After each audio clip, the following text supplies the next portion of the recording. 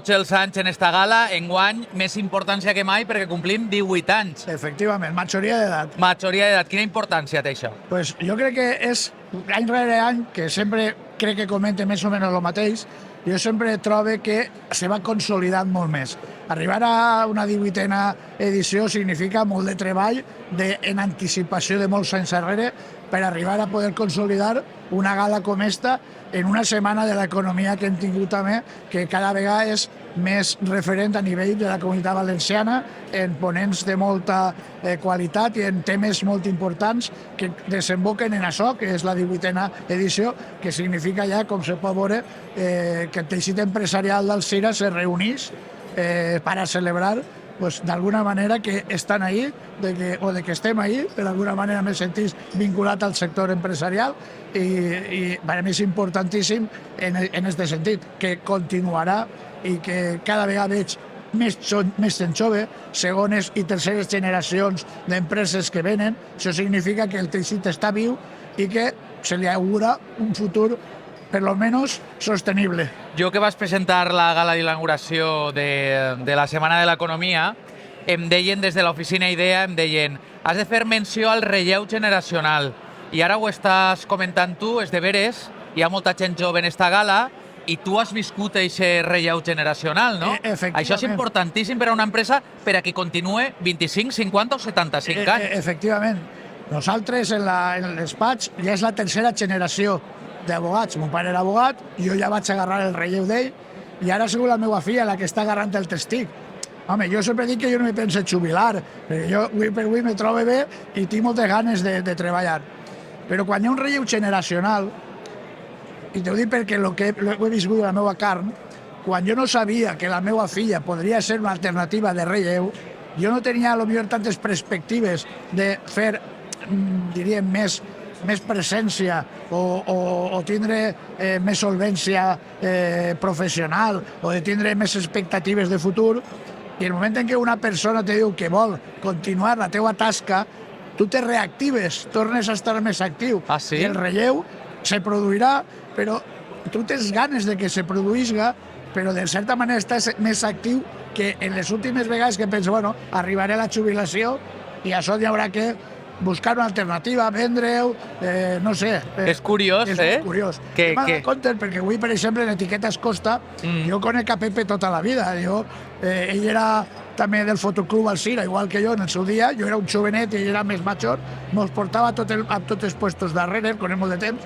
Però jo m'he donat compte que a Miguel també el conec, m'he donat compte com que son pare també s'ha reactivat un poc més de lo que... Això jo me fijo en aquestes coses, perquè a mi m'ha passat. Però jo crec que el relleu generacional és bo per al que ve, però també pel que es continua, que prolonga la seva presència, sempre per a intentar ajudar, per a intentar que se consolide i se relleu. No per tindre més, diríem, una... no sé com voler dir, més presència, però intentar que sempre l'altra persona que relleva continuï bé, com a conseller, com a expectació de que pronte vindrà, però te reactives. Jo, per almenys, m'he reactivat molt.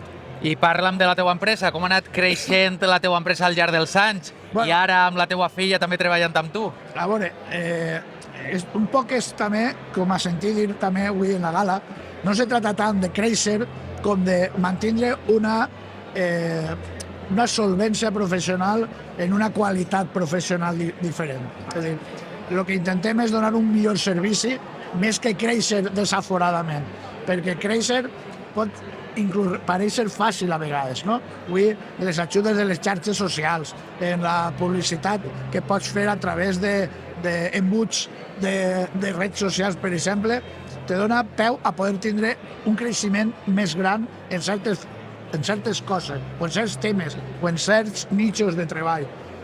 Però no significa que tingues que abandonar la teua essència de donar un servici de qualitat, un servici personal, perquè quan un client entra en el despatx sap que vas a acompanyar-lo en el seu procés, que no solament és importantíssim. El tindre la solució, sinó que vas a estar al seu costat. I aquestes coses moltes vegades no tenen preu. És dir, no és una qüestió que se pague, és una qüestió de que vius també la teua professió d'una manera especial. No tot el món és el mateix. I ho veiem en les empreses que així any darrere any passen. Quan hi ha hagut un impressor, no sols és perquè fa la millor impressió que pot, sinó perquè acompanya al seu client en la impressió que li ha fet sigui el millor. El nostre punt de vista és el mateix. Intentem que el client tinga la consciència de que podem ajudar-li en tot el que pugui passar. Per això som un despatx que intentem ser prou multidisciplinar, perquè no és qüestió de que jo pugui fer o de que la meva filla pugui fer o que qualsevol dels advocats que pugui fer, sinó que l'equip pugui treballar en aquest client d'una manera global. Evidentment, hi ha qui necessita una cosa molt concreta i per això estem especialitzats en aquesta cosa concreta, però sí que és de veres que a vegades sorgeixen coses col·laterals que les pot reconduir també d'una manera més eficient sense tindre que buscar altres alternatives diferents, no? I això és una cosa, és un punt, crec que al nostre favor, de que intentem sempre fer que el client se trobe el millor possible en el tractament que li donem. I bueno, dins dels nichos que poden tindre, són diversos, però bueno, sempre hi ha nichos de treball que sorgeixen en moments puntuals, perquè, pues no sé, per exemple, la segunda oportunitat, ¿no? Pues tener ese nicho, saben que en algún moment ese nicho desapareixerà o aminorarà, però és un nicho avui de faena.